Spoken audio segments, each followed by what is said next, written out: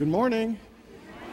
It is good to see you and a joy and a blessing to be with you all. My name is Richard Maraj, and I'm the senior minister here at Unity of Phoenix, and it's great to see you. This morning we have two important intentions, and the first one is that you have a deep and profound experience of God. So I just want you to take a deep breath, and as best as you can, just lay aside any concerns or worries, and just open your heart to allow God to touch you, heal you, inspire, and minister to you in exactly the way that your life needs to open you to feel the fullness of the glory of God right here and now. The second intention is that you feel a sense of oneness, a sense of connection and community. Know that whether you're here for the first time or you've been coming here for years, just know that your presence makes a difference today. That all of us together are creating this amazing experience of God. Jesus said, "Where two or more are gathered in my name, there I am in the midst of them." And what he meant was when we come together to join our faith, we multiply and magnify that energy and that power of spirit. So again, another deep breath, and just feel your connection and a sense of oneness, because that is what creates our greatness. So welcome, everyone. Thank you, Richard. So let's take our mission statement together. Unity of Phoenix is a loving spiritual community that welcomes all people and honors all paths to God. We are dedicated to transforming lives by inspiring and awakening individuals to discover God's Spirit within them. And now, if you will, rise and join us in our opening song.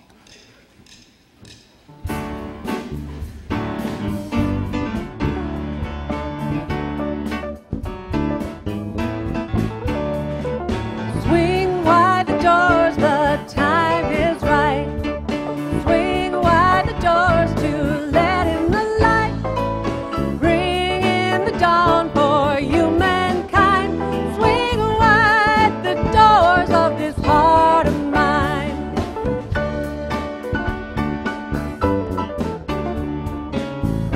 I'm not holding it in anymore.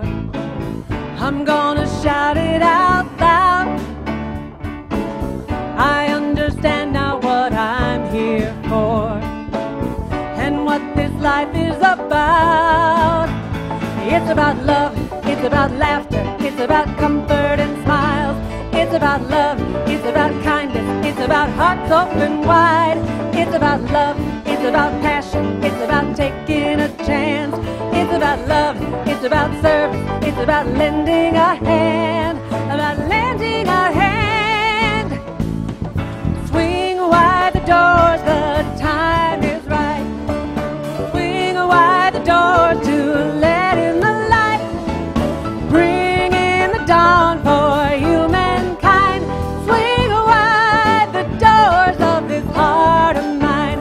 Swing wide the doors of this heart of mine.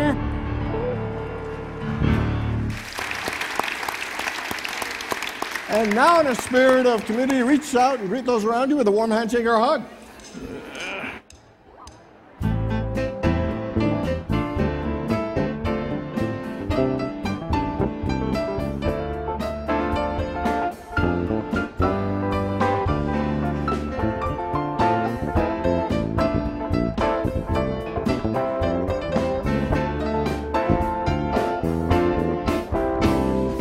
How can I serve today, sweet spirit? How can I serve today? Oh Lord, speak in ways that I will understand. Where you lead me, I will follow. Where you lead me, I will go. Who needs my love today, sweet spirit? Who needs my love today? Oh Lord, speak in ways that I will understand. Where you lead me, I will follow. Where you lead me, I will go. How must I share today, sweet spirit? How must I share today? Oh Lord, speak in ways that I will understand. Where you lead me, I will follow. Where you lead me, I will go. How can I serve today?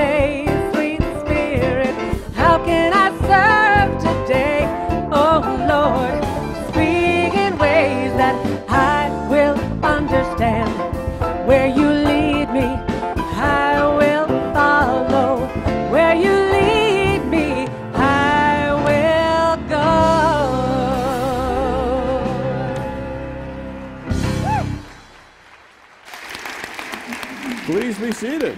Please be seated. So right now, we'd like to extend a very special welcome to anyone joining us for the first time. If you're for the first time, would you stand up or raise your hand in the air so we could love you up and give you some information about our ministry? Hey, welcome. I love that. Welcome, welcome, welcome. Just stay standing for a moment. Welcome. And we're so glad you're here today, so glad you've chosen to worship with us. We may not know your name yet, but we know something about you, and that is that you are an amazing child of God, a unique expression of God, and that light of God's Spirit shines in you. And we hope today's service helps you remind you of the amazing spiritual being you are, and hopefully you'll leave here with your light shining even brighter. But please know we're so thrilled you're here, and we hope you enjoyed today's service. Welcome. Let's hear it for our first timers. Thank you so much. Thank you, all of you. All right. So recently, 3 weeks ago, we finished the dedication of the Habitat for Humanity home that we built out in Glendale. That was the first. I think we've done about 5 or 6 projects, but that was the second one that we completely sponsored financially and provided all the workforce. I think there were over 100 volunteers. Would you raise your hand if you volunteered for Habitat even just once, all the people in here? We had well over 100. Yeah. Well over 100 people over that 4-month period, putting in over 1,500 hours of labor into the project. And today, we are so blessed that Eva Rojas and her family, Monica and her grandson Nazir, are here. They will be moving into the home. We just want to love them up and celebrate and invite Cassandra Charles, who is also with Habitat, to come join us to celebrate this wonderful occasion. So come on up, guys.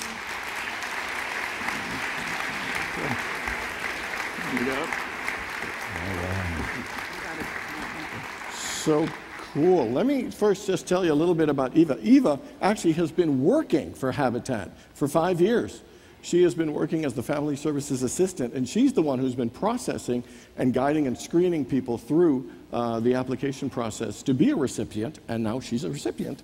And she has got 8 grandchildren, and so they've been living in a very small 1-bedroom home, and so this is home will give her the opportunity for all her kids to come visit Nana on a regular basis, and her daughter Monica will be living with her too. Yeah. Woo. So so Monica and Nazir, this is grandchild number 8, and the only one for Monica. She wanted us to know she was not the one who had all 8. We'll be living together in that home. And I'll tell you, it's been such a blessing for our whole community to be a part of this project. And I can't tell you enough about the great work that Habitat for Humanity has been doing and does continue to do to bless so many lives. So first we're going to hear from Cassandra, and then we'll hear a little more from Eva. Cassandra?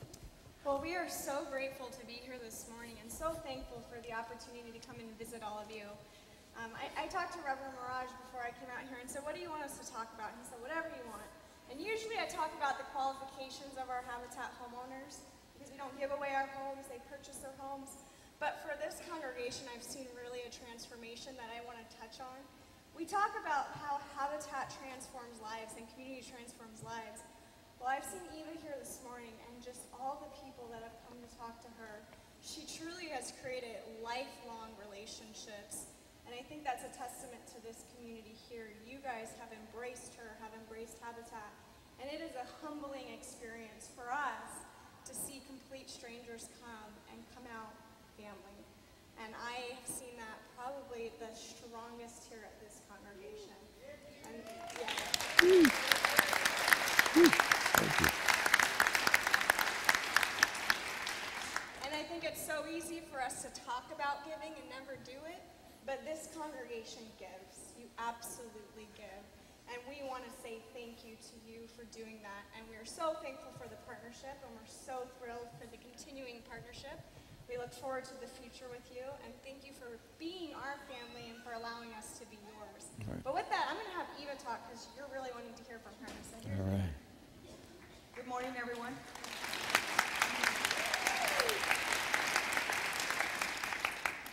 I wish to thank you all for your time, your love, and your prayers. It's been an experience, a joyful and memorable experience. This is something that I will take home. Lord, each and every one of you have been a blessing. And I just wish to say thank you. And on behalf of my grandson and my daughter, we wish to say thank you for the beautiful home. God bless. All right. Okay. All right. So, Eva, we just want to give a little housewarming gift. It's a little plaque that says how blessed you are, and I know how blessed you are already. And there's a wonderful candle in there that just reminds us that we are the light of the world. And there's a little baby lamb for Nazir that sings "Jesus Loves Me." And so it's a little gift for all of you and for your new home. And just thank you for letting us be a part of your dream. And Cassandra, thank you for letting us be a part of your amazing organization that touches and changes so many lives. So congratulations and thank you. God bless you. All right. Absolutely. Our pleasure. Woo. All right. Thanks, Cassandra. See you later. See you for lunch. So, woo! All right. Bye, guys. We're going to let him slip out and not have him have to hear the talk twice. So we're just going to bless them. So that pretty much sums up our announcements. Now is that time in our service for a time of prayer and meditation. So if you have your cell phones with you, I want to encourage you to either place those on silence or vibrate, and Sally Jo will lead us in our meditational song.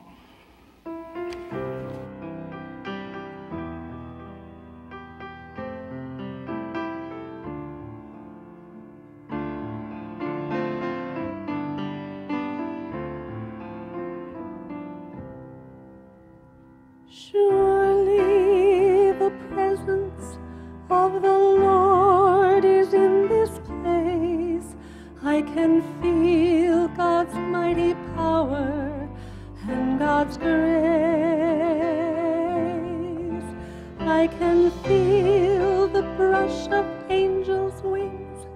I see glory on each face. Surely the presence of the Lord is in this place.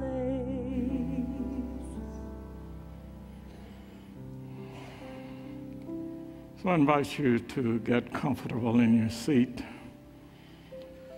to close your eyes if that feels comfortable for you, and also to begin the actual mental process of shutting out all of the external noise and entering into that place that the Master spoke of when he was mentioning the secret place of the Most High,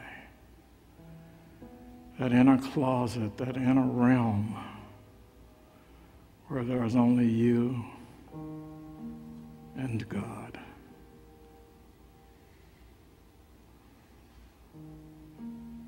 So I invite you to take a deep, relaxing breath. Get as comfortable in your seat as you can.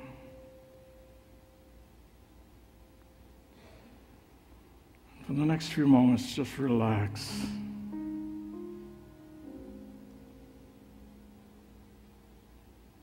Get quiet.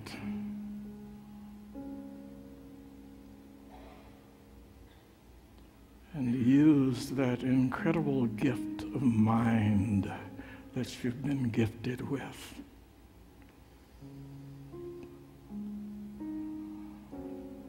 Use that gift to envision yourself being bathed and supported by the incredible love of God.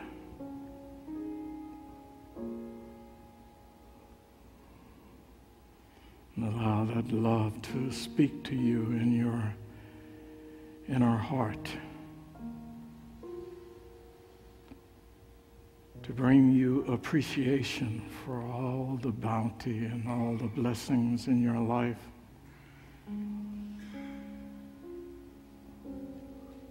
For all the incredible people who make your life and your world a better place.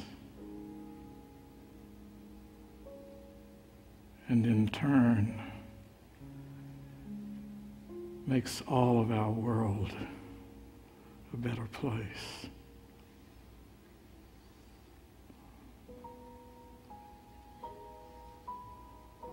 Just allow yourself to feel the energy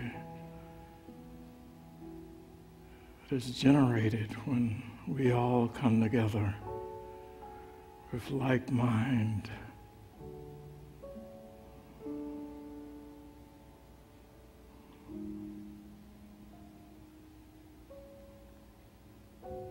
And then feel the expansion of that energy as it vibrates throughout this room.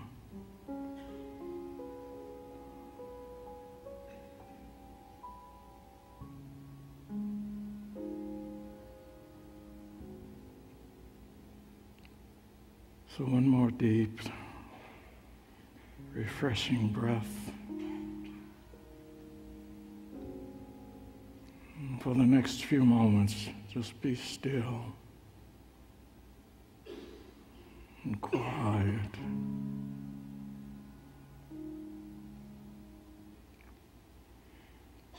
We send forth a prayer of gratitude this morning for the Rojas family, for all the people who have participated in the building of their home, for Habitat, for all the organizations in this great nation that reach out beyond themselves to be a blessing to others.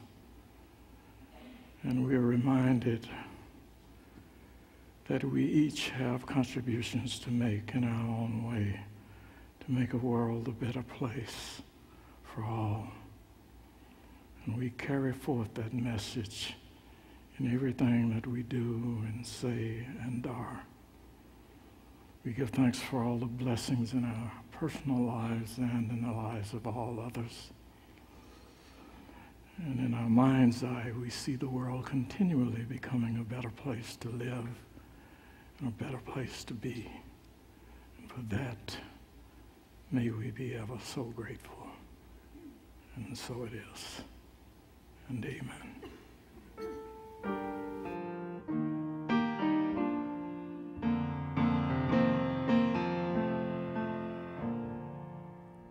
Our Father, who art in heaven,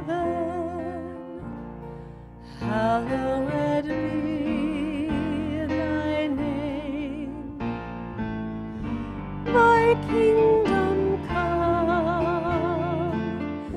thy will be done on earth as it is in heaven.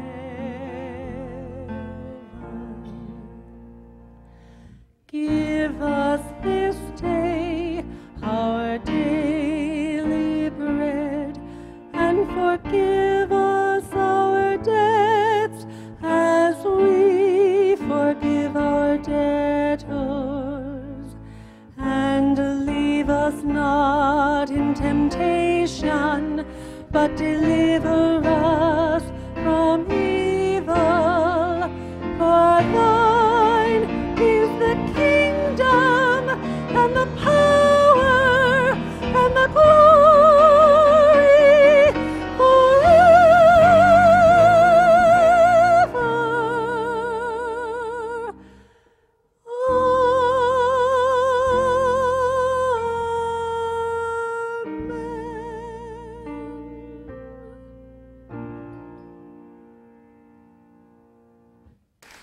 Thank you, Sally Jo. Fabulous job. Fabulous job. Good morning again, everyone. And a shout out to everybody who tunes in and watches us online. Welcome, everyone. So this young woman from the big city was making her first trip into the countryside and visiting this farm area when she stopped to a farmer and said, "Mister, why doesn't this cow have any horns?" And the farmer just looked at her for a second and then kind of cocked his head and thought, and then took a breath. And then he calmly said, "Well, ma'am, cattle can do a powerful lot of damage with horns, so sometimes we keep them trimmed by using a hacksaw to keep them short. And sometimes we fix them up when they're young'uns by putting a couple drops of acid in the areas where the horns would grow, and that usually stops them cold. And still, there are other breeds of cattle that never grow horns. But the reason this cow don't have no horns is because it's a horse." Okay. Not a great one. We're just warming up, okay? We're just warming up. But sometimes in our lives, we can be like that young woman and be a little bit confused and not quite fully comprehend and grasp what's really going on. You know, for the last 3 weeks, we've been studying Eric Butterworth's book, Spiritual Economics, and it's subtitled Reshaping Our Understanding and Attitudes about Prosperity and Abundance, because like that young woman, sometimes we aren't very clear in understanding what prosperity is and how prosperity works and how we can attract more abundance in our lives. You know, we have some very limited and false beliefs about what prosperity is and how it works. One of the ones is that culturally we believe that prosperity is about how much money you have. In fact, it's prosperity, and that's a very limited idea about what's prosperity. It's about a sense of well-being. It's about peace of mind and joy and love, feeling a sense of purpose and creativity and health and balance and passion. It's about a whole lot more. So we need to expand our belief and our ideas, because there's some things that we just don't understand. And so we've been doing that for the last 3 weeks. So today we're going to look at a powerful concept of how to increase the level of abundance and prosperity in our lives. And today we're going to look at the power and the practice of giving. And I would say most of us really don't understand the principle and the power of giving, because most of us, I don't think, fully utilize it as much as we can. Let me give you an example. So how many people, when you hear the word give, or you hear the word giving, what thoughts, just in your head, what thoughts come into your mind? What kind of feelings come into your mind? And how many people would say the initial feelings you have when you hear the word give or talking about giving are warm and fuzzy, excited, positive feelings? Anybody have some of those? Oh, some. Okay. And how many people say when you initially hear the word give, you trigger some level of fear, resistance, anxiety, apprehension, reluctance? Anybody have any of those? Okay. Hardly any. And how many would say, but how about this one? So whatever level of feeling, how many people would say when you hear a minister in church talk about giving, that creates a little bit of anxiety? Okay. So at least some. At least, okay.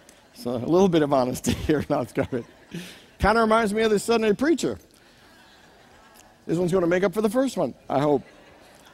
And he was speaking to his congregation about how the church can become better. And he said this. He said, if this church is going to go anywhere, this church has got to learn how to walk. And the congregation said, let the church walk, preacher. Let it walk.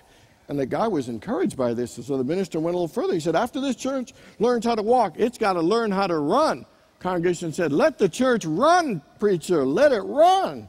Then he's getting excited. He's thinking, let me just keep going. He said, well, when this church learns how to run, if it really wants to become great, this church has got to learn how to fly. And the congregation said, let the church fly, preacher. Let it fly. And then he goes on even further. He's so excited. He said, if this church is going to fly, it's going to cost a lot of money. The congregation was quiet, and then they all finally said, let the church walk, preacher. Let it walk. So, all right. Giving. We got some interesting ideas about giving, and we get terrified and scared and nervous about giving. We think giving means you're going to lose what you've got. Someone's going to take away your good. But if you give, you'll have not enough. You know, we have all these beliefs about giving, and yet the opposite is true. Here's what it says in Scripture. It says, give, and it will be given to you.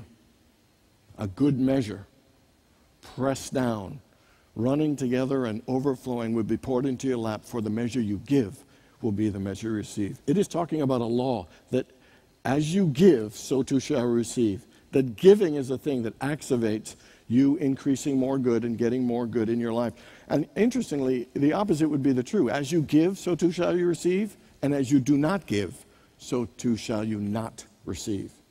Here's another scripture. It's Proverbs 11:24, one of my favorites. It says, one person gives freely, yet gains even more. Another withholds unduly, yet only comes to poverty. One person gives freely, yet they get more. And the other person withholds and only comes to poverty. Again, the same principle. When you give freely, more comes back to you. When you withhold, you experience poverty or lack.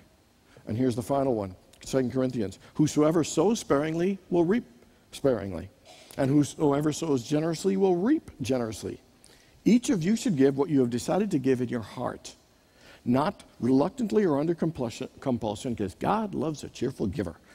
And God is able to bless you abundantly, so that in all things, at all times, having all that you need, you will abound in every good work. And what I like about all three of these principles, it says, giving, as you give, so too shall you receive. Easy for me to say. It says that this law works, and it always works. And that it also says that when it works, it actually increases the good in your life, and that you're the one that's got control of it. No one else has got in control your giving but you. No one else has in control of how much you give and how cheerfully you give. That prosperity isn't something being kept from us, but we are the ones who activate it and increase it by our willingness, our joyfulness, and the freeness in which we give of our good. To me, giving is a powerful principle of prosperity that we absolutely underutilize. And today we want to talk about what are some ways that we can use giving, to increase our level of happiness, joy, fulfillment, and our experience of prosperity. Because unfortunately, we think giving is about having less and reducing our good. But the truth is, giving is about how we increase and have even more of that abundance in our lives. So how do we increase prosperity and have a happier life? And how do we discover the principle and the power and the wonder of giving? Well, the first thing is, how many people here believe that money cannot buy happiness? How many people believe that? Everybody believe that? How many people believe that money can't buy happiness, but you'd still like to win the lottery and prove it wrong? Anybody would like, okay. Arnold Schwarzenegger also believed that money can't buy happiness when he said, I have $50 million now, and I'm just as happy as when I had $48 million. So he gets it. Interestingly, CNN did a story called Winning the Lottery, Does It Guarantee Happiness? And all across the board, winning lotteries not only doesn't guarantee happiness, people are actually more unhappy. They overspend on a number of things and get back into debt even worse than before. But here's the worst one, is they get hit up by all their friends and family, and that strain of being asked all the time for money puts a strain on their relationship, and then they actually become more isolated and lonely. Interesting thing, this guy named Michael Norton from Harvard Business School decided to do a little study and experiment to see about money and how spending it may or may not bring happiness after hearing about that study about the lottery people. So they set up a study where they gave two different groups denominations of $5 and $20. One group was said, go buy yourself something with it. And they also said, what's your level of happiness now? And then go buy yourself something with it before 5 o'clock. Second group was the 5 and the 20s. What's your level of happiness? And go buy something for someone before 5 o'clock. And at the end, they all reported what they bought, and they all reported on what their level of happiness was. Did it change? The people who bought themselves, whether it was a coffee or what it was, didn't really change their level of happiness at all. They got it. It was nice. And then the second group, every single one of them that bought something for someone else, whether it was a coffee or a little gift or a card or whatever it was, every one of them reported that they felt a little happier. They felt a little more joy. Now, that was done at the University of British Columbia with students, so they decided, let's try it somewhere else. They went to Uganda, did the very, very same thing, and found the very same results. That just buying ourselves something didn't make us feel as happy as buying someone else something. Then they went to Belgium in a corporation and took, one of those work teams that come up with projects. They all gave them some money and each had to buy one another a gift. They found that not only was the group happier, they were more productive, and they produced more money in their business. They took it to a sports team, dodgeball teams, and they had them do the same thing. One group didn't do anything any different. The other group bought, and they found them only, again, not only happier, a stronger team, but they won more. And every single one of them, the principle that they came up with is that when we give and do something nice for people, there's a greater bond and connection, there's a greater synergy, a level of support and belief in each other and encouragement, and that produces greater success and greater outcome and greater results. Could you imagine if we did that in our neighborhoods, if we did that in our groups, if we did that all over in our work, what a difference it would make. And the reason that giving can make people so happy, one of them is, it says in Philippians 2 verse 4, it says, don't merely look out for your own personal interests, but also look out for the interest of others. That something magical happens when we just take it from here and me and what's about my life to extend it out to others. And it doesn't say, don't do yourself. It says, look out for yourself, but not only yourself, include, the interest of others. And that when we do, something powerful happens. There is an increasing and a doubling and a multiplying of the joy and the benefit and the energy. Instead of just keeping it to ourselves, sharing that in whatever it is, whether it's a smile, an encouraging word, opening a door, buying someone coffee, letting someone in traffic.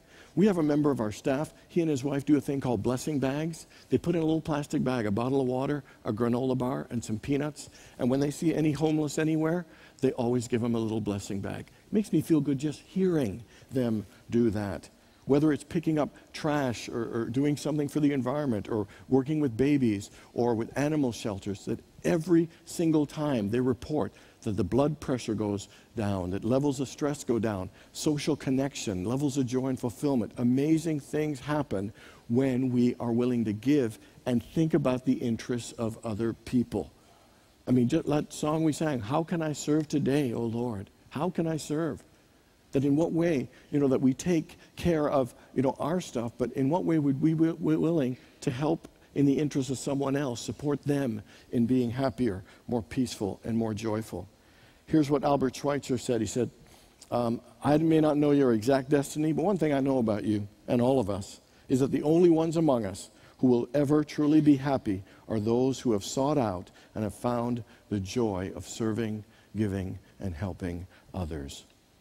There is something so amazing about it, and we don't always like to believe that it because we get scared of giving, but it is the greatest way to live when you open your heart and are willing and desiring to help another person.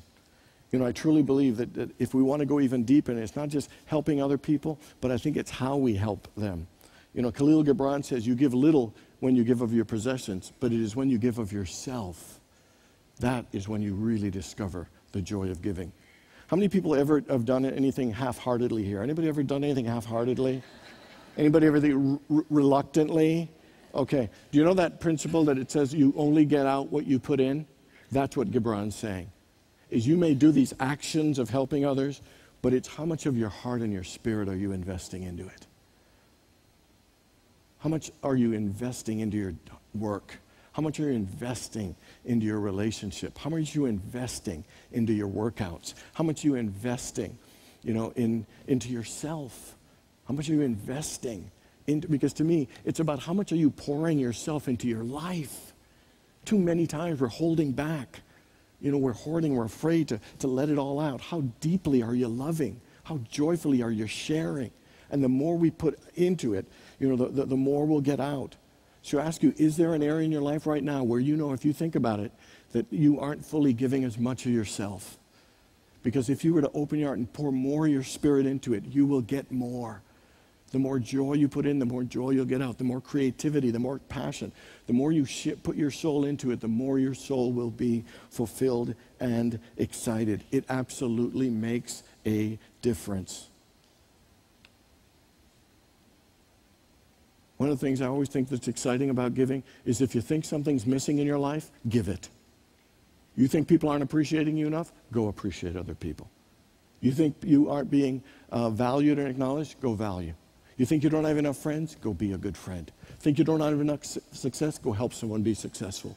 That the more we're able to do the things that we think we need, you know what? Why? Because as you give, you receive. You're activating that thing. You're bringing to life those things that have gone dormant.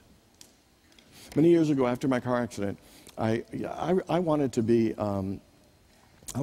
in physical therapy. My whole life was athletics. So after my accident, I was really kind of devastated and down, 6 months in the hospital, blah, blah, blah. Thought I'd never get a job. I had no skill, no degree, nothing. So my brother suggested that I start doing some volunteer work.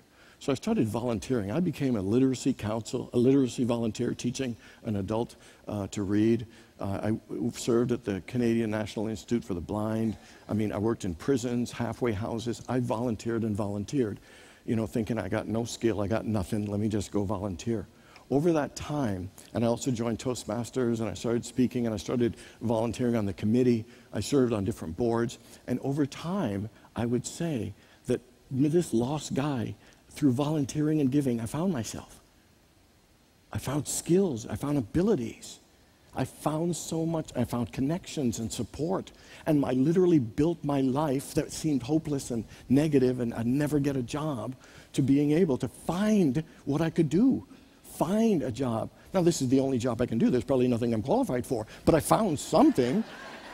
And what I'm saying about it is that giving, that if you're down, it's because energy is stuck in you. And if you want to get your life up to a higher level, think, who can I help? How can I serve? How can I make a difference? Because when you reach out, the energy that's stuck here starts to move. And it'll bring ideas and inspiration and creativity and joy. And I guarantee it'll change your life. It'll change the life of the people that you help, but it will change your life as well. Giving is a powerful thing. And my question is, how much of your life are you willing to invest more of yourself into what you're already doing, but then also being willing to look at different ways of how you can help others? So giving is a principle that's universal and works for every single thing.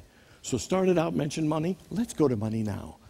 The scariest of all giving is money, because money is the very source of the thing that means our own survival. So it triggers our deepest fear to give money, because that's the measure of how we survive, how we have home, food, and everything else. And yet that is one of the most powerful ways we can practice the law of as you give, so too shall you receive. Because again, when we withhold, when we're scared, that we only attract lack. When we give, increase happens. I find two interesting things. What are the two things that human beings struggle the most with? Okay, let me tell you. I would say it's money and relationships. Money and relationships. Finances, relationships. And I would suggest those are the two hardest for us to give freely. Sometimes we're afraid to love because we're afraid we're going to get hurt. Yet we deny ourselves so much by not opening our hearts to give our love.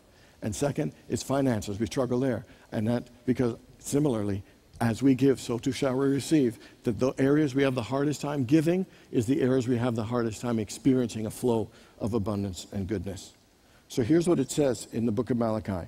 Bring the whole tithe into the storehouse, that there may be food in my house, and thus put me to the test, says the Lord, and see if I will not open the windows of heaven for you and pour down a blessing that is so full you will not be able to receive it. And the thing I love about that, tithing is about giving 10% of what our income is to where we are spiritually fed, to what inspires us, whatever that is, whatever that is. And the thing that I love about that, it says, when it says bring the whole tithe into the storehouse, he doesn't just mean the 10%. It means bring your whole spirit into it. That you bring it wholeheartedly and joyfully and excitedly. And one of the things I find interesting is most of us think 10%, that's a lot. And it freaks us out. But here's the interesting thing. No, we would all agree that you pay an agent 10%, right? Because an agent go get your gig. You get your gig, you get 10%. We agree that paying a waiter or waitress who brings our food 15 to 20%. Well, do you think it's unreasonable to give back to the source that makes everything, not just brings the food, but makes the food possible and makes everything in our lives, give back 10% and get to keep 90? I don't know about you. I think that's a smoking deal. Giving back to the spirit that made all the 100% happen, giving 10% of it and keeping 90, I'm thinking that's good. And let's go back to that thing. Think not only of your own interest, but think of the interests of others. That means spend 90% of your time thinking about you and your family and doing that work, but please invest time of thinking with others, because that energy actually circulates good that blesses others and us. Same thing with your money. Spend 90% of your time and your money in enjoying it, increasing it, because you got to take care of you and your family. And look outside yourself and see how you can give, and take that same 10% and let it move, because it'll increase. Because the principle's the same. You know, back then when they said bring the whole tithe into the storehouse, they weren't talking about money. They were talking about grain. And the point I'm making is whether it's grain or money or your joy or your time or your smile or your service, that giving of anything circulates the flow of everything in your life. Is this making sense, everyone? It is a powerful deed. Here's what J.D. Rockefeller, he tithed millions of dollars. But here's the thing I love he said, I would never would have been able to tithe on my first million that I made if I had not tithed on my first salary, which was $1.50 a week. See, most of us think, well, when I get a lot of money, I'm going to do some tithing. And what he's saying is, tithe from the beginning and let that principle go to work in your life. Let it go to work, and it will bring you more abundance that you will be able to tithe more. Don't wait. The one person gives freely and yet gains even more. Another withholds unduly and only comes to poverty. Give and you shall receive. God loves a cheerful giver, because those who sow sparingly reap sparingly. Those who sow generously reap generously. It is the law, and it works if you work it. Everybody wants to be a go-getter. I say go be a go-giver. Go think, how can I be a giver to life? And whether it's a smile, even if you say, I'm going to smile at everybody and say hello, I'm going to open doors, I'm going to encourage, I'm going to give a compliment, that's giving. I'm going to give a silent blessing that their lives are going to be enriched. Every person I come to, I will give a sum of me to them in some way, whether they know it or not. Be a giver in all areas of your life. Look for the interest of others. Find ways to give more of yourself in everything you do. Become a tither. Give what you think is missing in the world, and I guarantee you, your life and your world will change. George Bernard Shaw said, God has given us a world that nothing but our own folly keeps us from being a paradise. We are living in paradise. We are living in an abundant universe, and we're the ones who sometimes can't see it. And if we open our heart to begin to give and to share and to activate the flow of that abundance, we will see it and experience more abundance than we can imagine. So this week I invite you to discover the wonder and the joy of giving. God bless you all.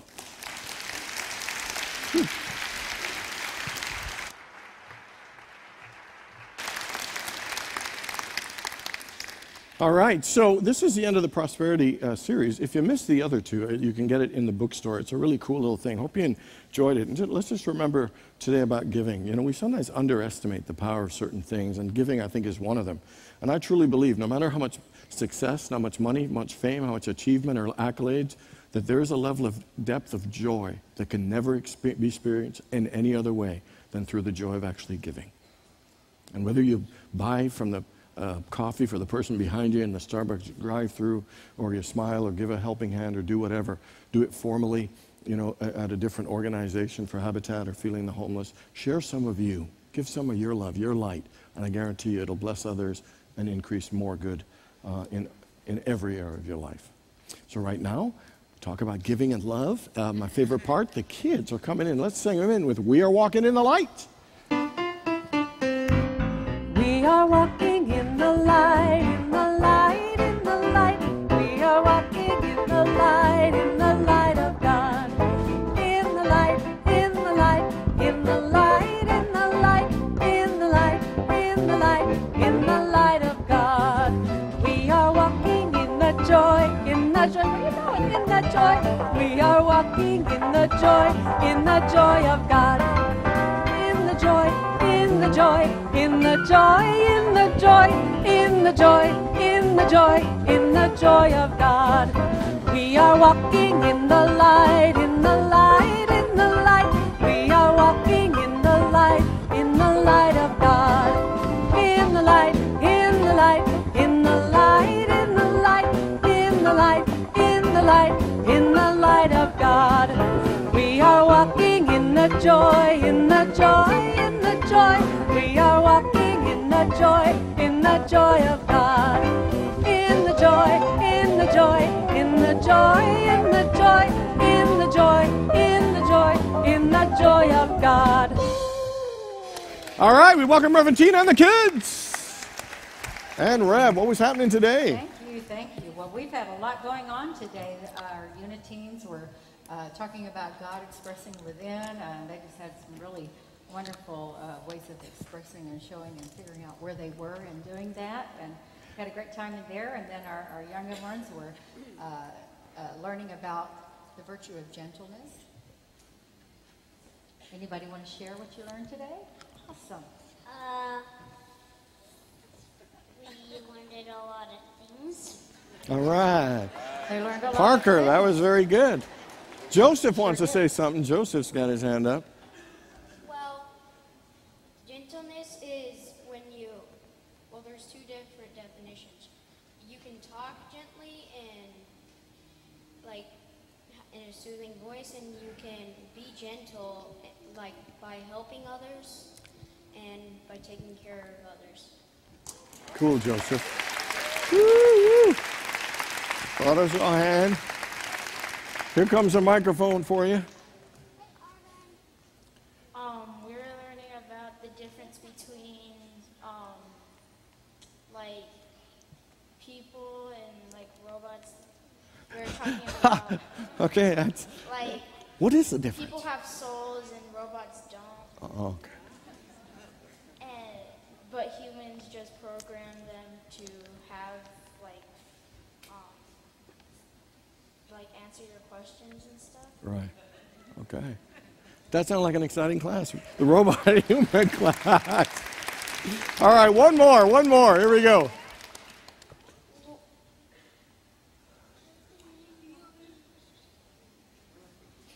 We learned that be kind to Earth and being kind to others and being kind to everything. Oh, we love that. Woo! All right. Well, gang, we love what you're learning, and we love getting to hear it, but most of all, we just love having you in here. We love seeing you. So you all ready for a blessing? Because it's coming right at you. Here it comes. Ready to receive it? All right, here we go. You are a perfect child of God, and God and I love you just the way you are. Yes, we do. Let's hear it for our kids one more time. Thanks, guys. Okay, anybody? Oh, we got our, so let's join our kids as they lead us in our prayer of protection. The light of God Surrounds us, the love of God enfolds us, the power of God protects us, and the presence of God watches over us. Wherever we are, God is. All right, let's hear it for our kids. Thank you, guys. Great job. Be safe. And everybody, let's all rise now as we sing our song of peace.